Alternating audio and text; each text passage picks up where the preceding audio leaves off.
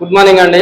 Last క్లాస్లో మనము జైన మతానికి సంబంధించిన ఇన్ఫర్మేషన్, తర్వాత మనకు ఇదే జైన మతాన్ని స్థాపించిన వర్ధమాన మహావీర ఎవరైతే ఉన్నారో అతనికి సంబంధించిన ఏమంటారు మనం పర్సనల్ ఇన్ఫర్మేషన్ డిస్కస్ చేసాం. అతనికి సంబంధించి బోధనలో డిస్కస్ చేసామండి.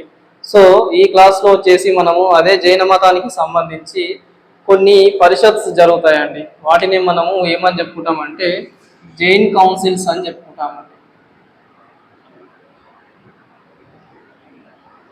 జైన్ కౌన్సిల్స్ అని చెప్పేసుకుంటాం. ఓకేనా? జైన్ కౌన్సిల్స్ అంటే మనకు ప్రీవియస్గా బౌద్ధ మతం డిస్కస్ చేసేటప్పుడు మనకు బుద్ధిస్ట్ కౌన్సిల్స్, బౌద్ధ మతానికి సంబంధించిన సమావేశాలు అని చెప్పుకున్నాం కదా. అలాగే మనకు ఇదే జైన మతం చెప్పుకునేటప్పుడు జైన మతానికి సంబంధించిన సమావేశాలు కూడా జరుగుతాయండి. అవి ఎన్ని జరుగుతాయి సార్ అంటే మనకు ముఖ్యంగా 2 జరుగుతాయండి. ఓకేనా? అందులో మనకు ముఖ్యంగా ఫస్ట్ జైన్ కౌన్సిల్ వచ్చేసి ఎప్పుడు జరుగుతుంది సార్ మనకు అంటే 3rd సెంచరీ BC అండి. ఓకేనా? క్రీస్తు పూర్వము 3వ శతాబ్దంలో జరుగుతుంది. ఓకేనా? ఎక్కడ జరుగుతుంది సార్ ఇది అంటే మనకు ప్రజెంట్ పాటలీపుత్ర అనే ఒక ప్రాంతం ఉంటుందండి. ఓకేనా? మీకు తెలుసు లాస్ట్ క్లాస్లో మనము పాటలీపుత్రకు సంబంధించిన ఇన్ఫర్మేషన్ చూసాం. ఓకేనా? ఈ పాటలీపుత్రలో జరుగుతుంది. మరి దీనికి అధ్యక్షుడు ఎవరు ఉంటాడు సార్ అంటే స్థూలభద్ర అనే వ్యక్తి ఉంటాడు. స్థూలభద్ర లేకపోతే స్థూలబాహు అని చెప్పేస్తాం. సరేనా? సో ఈ స్థూలబాహు అనే వ్యక్తి మనకు ఈ మొదటి జైన పరిషత్కు వచ్చేసి అధ్యక్షునిలాగా ఉంటాడండి. మరి ఇక్కడ ఏం చేస్తారు సార్ అంటే ఈ జైన పరిషత్తు పాటలీపుత్రలో కలిసిన తర్వాత 12 అంగాలు రాస్తారండి. అంగాస్ అంటే మనము బౌద్ధ సాహిత్యానికి సంబంధించిందిగా చెప్పుకుంటాము. తర్వాత 14 పూర్వాస్ లాగా చెప్పేసుకుంటామండి. ఇవి రాస్తారు మనకు ఈ మొదటి జైన పరిషత్తులో. సరేనా?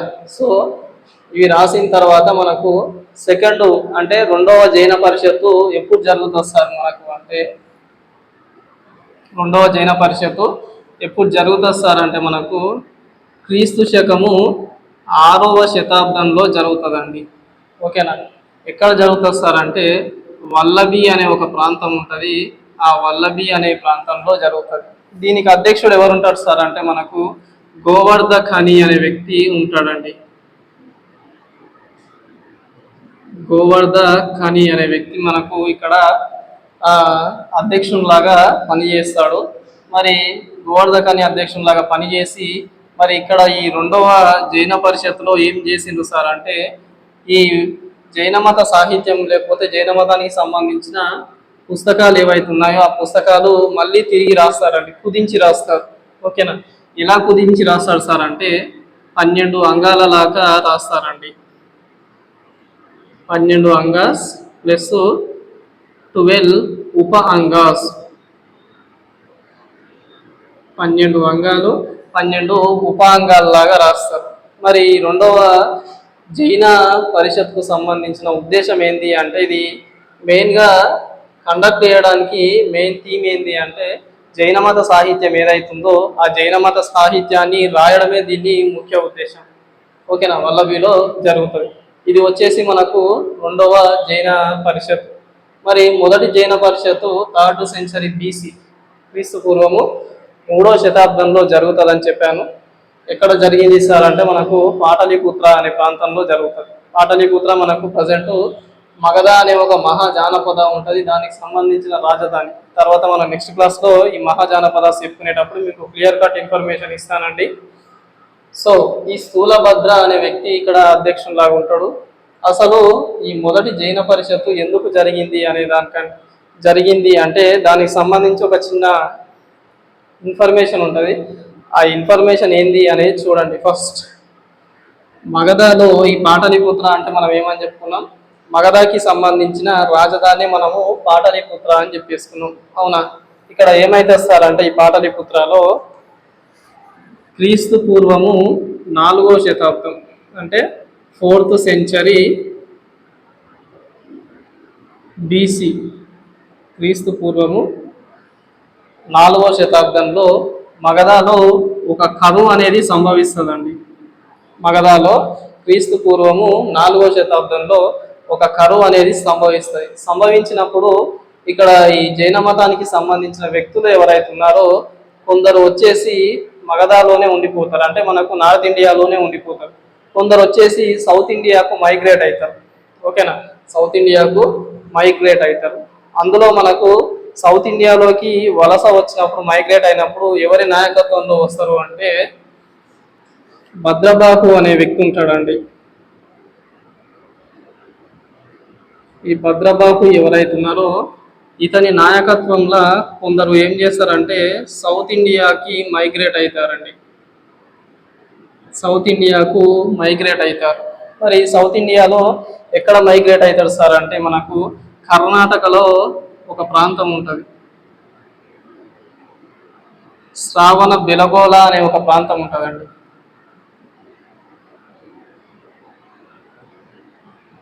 ఈ శ్రావణ బెలగోళ అనే ఒక ప్రాంతం ఉంటుంది. ఆ ప్రాంతానికి మైగ్రేట్ అవుతారు. అక్కడ మనకు నార్త్ ఇండియాలో మగధాలో వచ్చేసి కరువు సంభవిస్తున్న ప్రాంతం. ఓకేనా, ఇక్కడ భద్రబాహు అనే వ్యక్తి నేతృత్వంలో ఏమవుతుందంటే దక్షిణ భారతదేశంలోకి కొందరు జైన మతానికి సంబంధించిన వ్యక్తులు కర్ణాటకలోని శ్రావణ బెలగోళ అనే ప్రాంతానికి వలస వస్తారండి. వచ్చి ఇక్కడ సెటిల్ అవుతారు. మరి ఇక్కడ సెటిల్ అయిన వాళ్ళని భద్రబాహు నాయకత్వంలో ఉన్న వాళ్ళను ఏమంటారు సార్ అంటే దిగాంబరులు అంటారండి. ఏమంటారు? దిగాంబరులు అంటారు. దిగాంబరాస్ అని చెప్పుకుంటాం మనం. భద్రబాహుని నేతృత్వంలో ఉన్న జైనులను మనం ఏమని చెప్పుకుంటాం? దిగాంబరాస్ అని చెప్పుకుంటాం. తర్వాత మనకు వీళ్ళు ఏం చేస్తారంటే వర్ధమాన మహావీరునికి సంబంధించిన బోధనలు ఏవైతే ఉన్నాయో ఆ బోధనలు చాలా కఠినంగా పాటిస్తారు. ఎట్ ది సేమ్ టైము వీళ్ళు నాయకుడు లాగా ఉంటారండి. నాయకుడు అంటే బట్టలు లేకుండా నగ్నంగా ఉంటారు. దిగాంబరాస్కి సంబంధించిన జైనులు ఏవైతే ఉంటారో వాళ్ళు మనకు దుస్తులు ధరించారండి. దుస్తులు ధరించకుండా నగ్నంగా ఉంటారు. ఓకేనా, మనకు తర్వాత ఇదే జైన మతానికి సంబంధించి ఇంకొక వ్యక్తి మనకు మగధాలోనే ఉండిపోతారు కరువు వచ్చినప్పుడు అని చెప్పాను కదా. అతనికి సంబంధించిన పేరు ఏం పేరు అంటే స్థూలభద్ర అని ఉంటుందండి. కొన్ని పుస్తకాలలో స్థూలబాహు అని కూడా ఉంటుంది. ఓకేనా, ఇతని నేతృత్వంలో ఉన్న వారిని ఏమని చెప్పుకుంటామంటే శ్వేతాంబరాస్ అని చెప్పుకుంటాం. శ్వేతాంబరాస్ అని చెప్పుకుంటాం. వీళ్ళనే మనము శ్వేతాంబరులు అని చెప్తాం. అవునా, శ్వేతాంబరాస్ అంటాం. ఈ శ్వేతాంబరులు ఏం చేస్తారంటే జైన మతానికి సంబంధించి వర్ధమాన మహావీరుని బోధనలు ఏవైతే ఉన్నాయో ఆ బోధనలు ఏం చేస్తారంటే కొంచెం మాడిఫై చేసి బోధనలు ఫాలో అవుతారండి. అందులోనే మనకి శ్వేతాంబరులు వచ్చేసి వైట్ క్లాత్స్ అనేవి ధరిస్తారండి, తెల్లని దుస్తులు ధరిస్తారు. మనకు దిగాంబరులు వచ్చేసి నగ్నంగా ఉంటారు, శ్వేతాంబరులు వచ్చేసి తెల్లని దుస్తులు ధరిస్తారు జైన మతంలో. ఓకేనా, తర్వాత మనకు జైన మతంలో చీలికలు వస్తాయండి. అందులోనే మనకు ఈ భద్రబాహుకు సంబంధించిన ఫాలోవర్స్ని మనం ఏమని చెప్పుకుంటాం అంటే దిగాంబరస్ అని చెప్పుకుంటాం.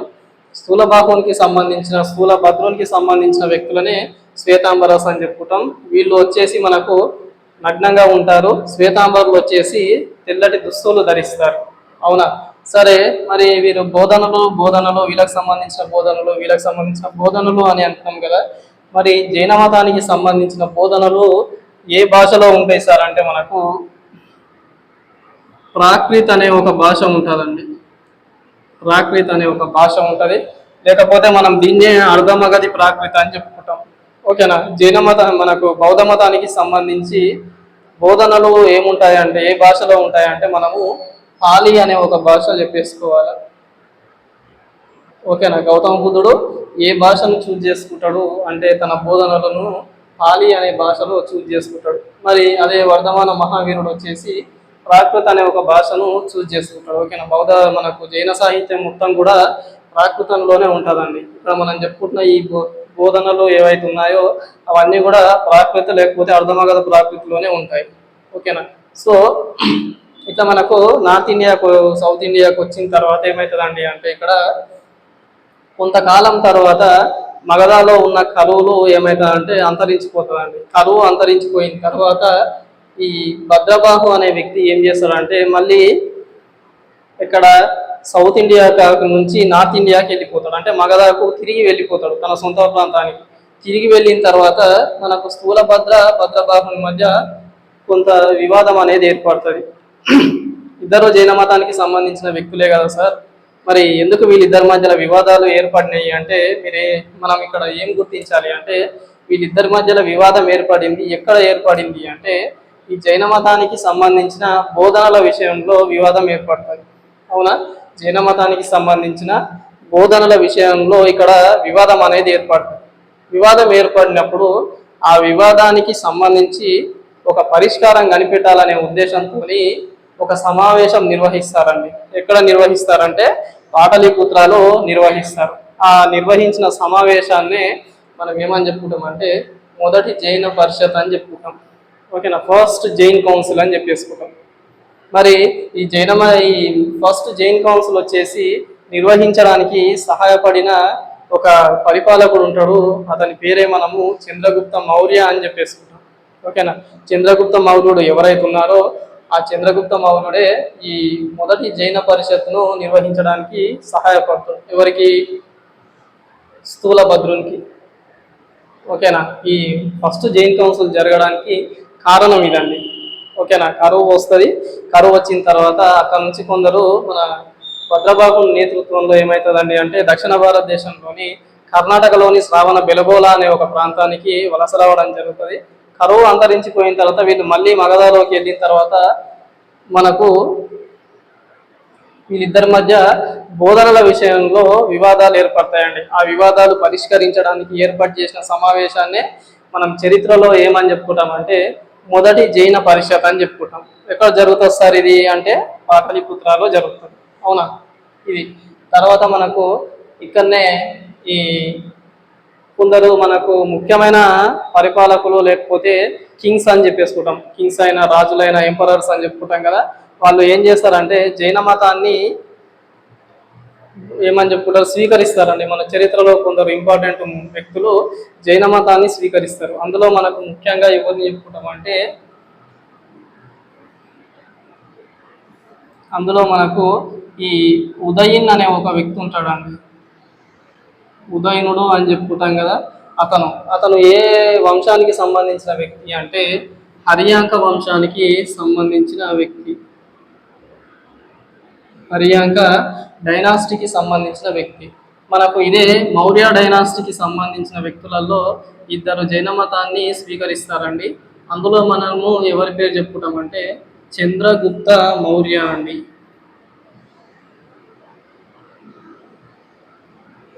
చంద్రగుప్త మౌర్య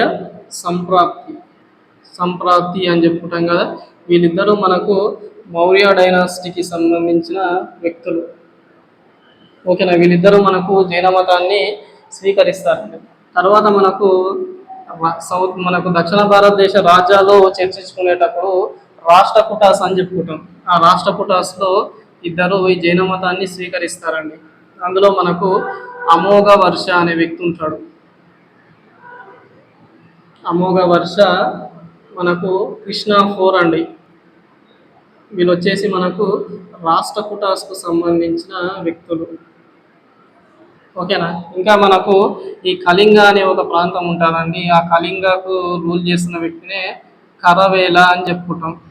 ఓకేనా, ఇతను కూడా మన జైన మతాన్ని స్వీకరిస్తాడు. ఇంకా మనకు చాముండరాయ అనే ఒక వ్యక్తి ఉంటాడండి. చాముండరాయ ఇతను ఎవరు అంటే మనకు గంగా డైనాసిటీ అనేవి ఉంటానండి. ఆ గంగా డైనాసిటీకి సంబంధించిన ఒక మంత్రే మనకు చాముండరాయ లాగా చెప్పుకుంటాం. తర్వాత ఇక మనకు కుమారపాల అనే ఒక వ్యక్తి ఉంటాడు. ఈ కుమారపాల వచ్చేసి మనకు గుజరాత్ను రూల్ చేస్తున్న చాళుక్య డైనాసిటీ ఉంటుందండి. ఓకేనా, గుజరాత్ రూల్ చేస్తున్న చాళుక్య డైనాసిటీ ఉంటుంది. అతనికి సంబంధించిన వ్యక్తి. ఓకేనా, ఎంతమంది ఉన్నారు మనకు? వీళ్ళు వచ్చేసి మనకు హిస్టరీలో జైన మతాన్ని స్వీకరించిన ముఖ్యమైన వ్యక్తులు అండి. అందులో ముఖ్యంగా మనము ఫస్ట్ పర్సన్ ఎవరిని చెప్పుకుంటాం అంటే ఉదయనుడు అని చెప్పుకుంటాం. ఈ ఉదయనుడు గురించి మనము హర్యాక వంశం చెప్పుకునేటప్పుడు చెప్పుకుంటామండి.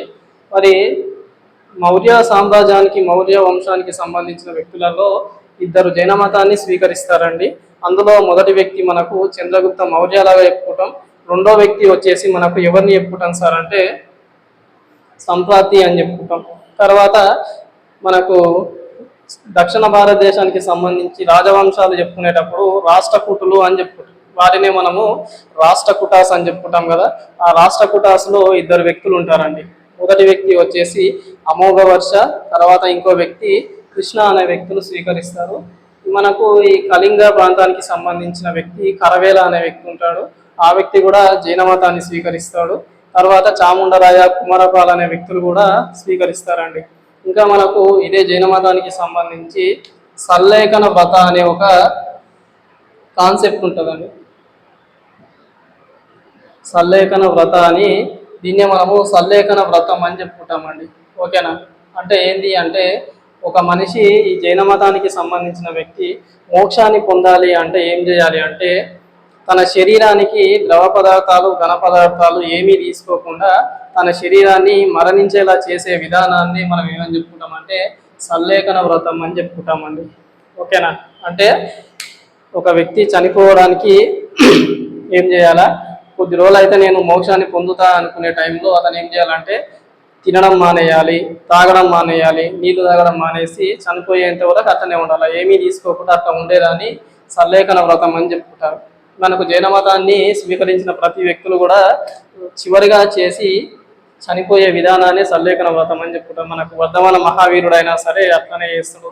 చంద్రగుప్త మౌర్య అయినా సరే అట్లనే మనకు సల్లేఖన వ్రతం చేసే చనిపోతారు. ఇక్కడ మనకు వీళ్ళు కూడా కొందరు ఈ సల్లేఖన వ్రతాన్ని చేసే చనిపోతారండి. ఇంకా మనకు ఇది వచ్చేసి జైన మతానికి సంబంధించిన ఇన్ఫర్మేషన్. మనకు ఇదే జైన మతము అంతరించుకోవడానికి కొన్ని కారణాలు ఉంటాయండి. ఓకేనా? ఆ కారణాలు ఏంటివి అంటే ముందుగా మనకు ఈ నాన్ వైలెన్స్కు అహింసకు సంబంధించి ఎక్కువ ఇంపార్టెన్స్ ఇస్తారండి జైన మతం. అంటే ఎక్కువగా ఈ జైన మతాన్ని స్వీకరించిన వాళ్ళు ఏదైతుందో వాళ్ళు వ్యవసాయం అనేది చెయ్యొద్దండి. అగ్రికల్చర్ ఉంటుంది కదా, అగ్రికల్చరు చెయ్యొద్దు. ఎందుకు అగ్రికల్చర్ చేయొద్దు సార్ అంటే మనం వ్యవసాయం చేసేటప్పుడు ఏమవుతుందండి అంటే ఈ ఫెర్టిలైజర్స్ ఫెర్టిసైడ్స్ యూజ్ చేసి ఏం చేస్తాం మనము అక్కడ ఉన్న క్రిములనైనా సరే పురుగులనైనా సరే చంపడం జరుగుతుంది. ఓకేనా? ఇది వచ్చేసి మనకు జైన మతానికి సంబంధించి ముఖ్యమైన ప్రిన్సిపల్ లాగా చెప్పుకుంటాం. ఎవరికి హాని కలిగియొద్దు, అహింసను ఫాలో కావాలి. ఓకేనా? ఈ రెండు దీంట్ల వల్లనే మనకు జైన మతం అనేది అంతరించిపోతుందండి. ఇంకా మీకు ఇంకోటి ఏంటి అంటే ఈ వీళ్ళు ఎవరైతే ఉన్నారో వీళ్ళు ఏం చేస్తారంటే మనం తినే మొక్కలకు కూరగాయలకు కూడా ప్రాణం ఉంటుంది అని వీళ్ళకు కాన్సెప్ట్ ఉంటుందండి. అది కూడా మనకు జైన మతం అంతరించుకోవడానికి ఒక కారణం ఉంటుంది. ఇంకా మోస్ట్ అండ్ ఇంపార్టెంట్ ఏంటి అంటే లివింగ్ బీయింగ్సే కాదు నాన్ లివింగ్ థింగ్స్ కూడా హాని అనేది కలిగించకూడదు.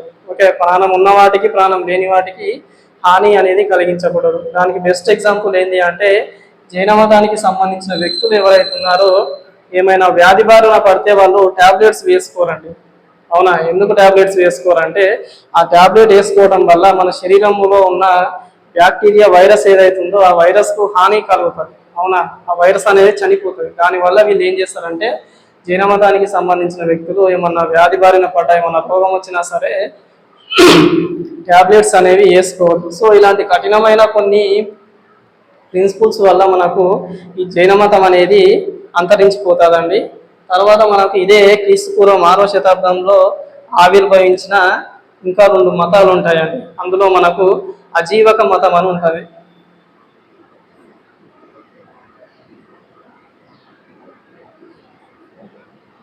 అజీవక మతం ఉంటుంది. ఈ అజీవక మతాన్ని ఎవరు స్థాపిస్తారంటే మక్కలి గోసాల పుత్త అనే వ్యక్తి స్థాపిస్తారండి. ఓకేనా? మరి అజీవక మతానికి సంబంధించి ఏముంటుంది సార్ అంటే ముఖ్యంగా వీళ్ళు దేన్ని ఫాలో అవుతారంటే మనకు రేషనలిస్ట్ ఫెటాలిస్ట్ అని చెప్పి రేషనల్ ఫెటాలిస్ట్లు అని చెప్పుకుంటామండి. అంటే హేతువాద ప్రాణాంతకవాదులు అని వీళ్ళను అజీవక మతానికి సంబంధించిన వ్యక్తులు అని చెప్పుకుంటాం. అంటే వీళ్ళు ఏం చేస్తారంటే మనకు బ్రాహ్మణుల ఆధిపత్యాన్ని ఖండిస్తారు. తర్వాత కర్మ సిద్ధాంతాలను నమ్మరు. వేదాలు ఉపనిషత్స్ ఏవైతే ఉన్నాయో వాటిని సంబంధించి నమ్మరండి. ఒక మనిషికి సంబంధించి ఎట్లా ఉండాలి అనుకుంటే అట్లా ఉండొచ్చు. ఓకేనా? నువ్వు ఎలా ఉండాలి అనుకుంటే అలా ఉండొచ్చు. ఇక్కడ మనకు మక్కలి గోసాల పుత్త అనే వ్యక్తి ఎట్లుంటాడంటే అతని జీవితంలో కొద్ది వరకు బాగా ఒక తాగుబోతులాగా తాగి మనకు రోడ్ సైడ్ అక్కడిక్కడ రోమింగ్ చేస్తూ ఉంటాడండి. కొద్ది కాలం ఇతని జీవితంలో ఇంకా మనకు భిక్షగాన్ లాగా జీవిస్తారండి. అట్లా అంటే ఎవరికి ఇష్టం వచ్చినట్టు వాళ్ళు జీవించొద్దు, ఓకేనా.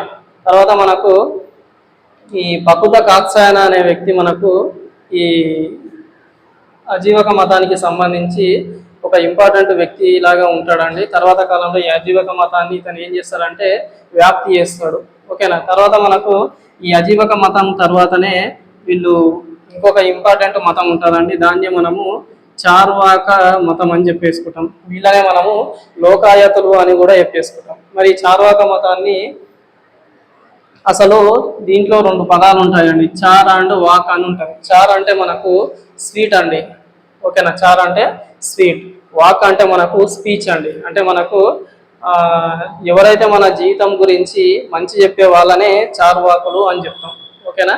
తర్వాత మనకు ఈ చార్వాకాస్కి సంబంధించి ఇంకా వీళ్ళను ఏమని చెప్పుకుంటామంటే వీళ్ళు మెటీరియలిజం అనేది బాగా నమ్ముతారండి. భౌతికవాదం ఉంటుంది కదా, ఆ మెటీరియలిజము మనకు నాస్తికవాదాన్ని బాగా నమ్ముతారు. వీళ్ళు కూడా సేమ్ అండి. కర్మ సిద్ధాంతాలు ఈ వేదాల్లో బ్రాహ్మణులకు సంబంధించిన ఆధిపత్య ధోరణిని ఖండిస్తారు చార్వాకు, ఓకేనా. మరి వీళ్ళకు చార్వాక అనే పేరు ఎందుకు వచ్చింది సార్ అంటే ఈ చార్వాకాస్కి సంబంధించి చార్వాక అనే ఒక బోధకుడు ఉంటాడండి. అతని వల్లనే వీళ్ళకు చార్వాక అనే పేరు వస్తుంది. తర్వాత వీళ్ళని లోకాయతులు అని కూడా మనం చెప్పుకుంటామండి.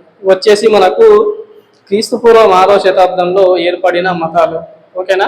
తర్వాత మనం నెక్స్ట్ క్లాస్లో మీకు రాజకీయ పరమైన అభివృద్ధి గురించి చర్చించాలండి. అందులో ముఖ్యంగా మనం ఏమని చెప్పుకున్నామంటే ఈ క్రీస్తుపూర్వం 6వ శతాబ్దంలోనే 2 అభివృద్ధులు జరుగుతాయని మనం ప్రీవియస్ క్లాస్లో చెప్పుకున్నాం. ఒకటి రిలీజియస్ డెవలప్మెంట్స్, 2 వచ్చేసి పొలిటికల్ డెవలప్మెంట్స్ అని చెప్పుకున్నాం. రాజకీయ పరమైన అభివృద్ధి, మతపరమైన అభివృద్ధి. ఇప్పుడు మనం వీటికి సంబంధించి మతాల గురించి డిస్కస్ చేశాం కాబట్టి ఈ మతపరమైన అభివృద్ధికి సంబంధించిన ఇన్ఫర్మేషన్ అనేది అయిపోయిందండి. నెక్స్ట్ క్లాస్లో వచ్చేసి మనము ఈ రాజకీయ పరమైన అభివృద్ధి గురించి డిస్కస్ చేద్దామండి. Okay, thank you.